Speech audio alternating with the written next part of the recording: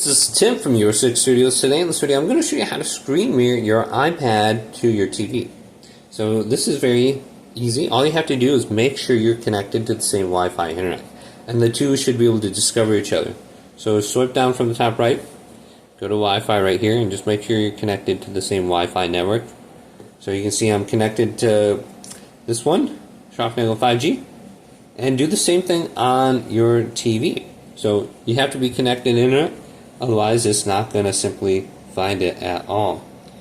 So once we have that opened up, and we have our internet connected, you can see these two little boxes right here. If you swipe down from the top right, this is called screen mirroring. So I have my TV turned on, and I can just select Google TV. So I can just go to Google TV or Google TV Streamer. I have Google TV Streamer device connected, and then I have a TCL TV with Google TV. So I have two different devices I can connect to. So I can just tap this. If I look on my TV, there's a code I have to type in. It's 7045. Okay. Apparently it's a secret code there. Okay.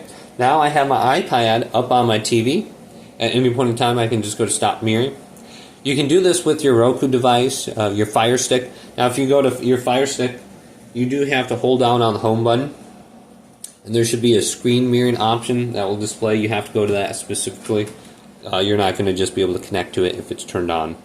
So we can go to stop mirroring now, and yeah, it works pretty easy. Your Samsung TV might be a little bit more complicated. If it's not showing up, you might have to download some sort of app that will allow you to connect it. Just type in screen mirror under the search options for the apps, and you should be able to find something that will do it. But most of my devices just do it natively. As long as I'm connected to the same Wi-Fi, I can connect my streamer device, and it'll probably give me a code to connect to again. But hopefully this video did indeed help you out. Did leave it a big thumbs up and subscribe to my channel down below.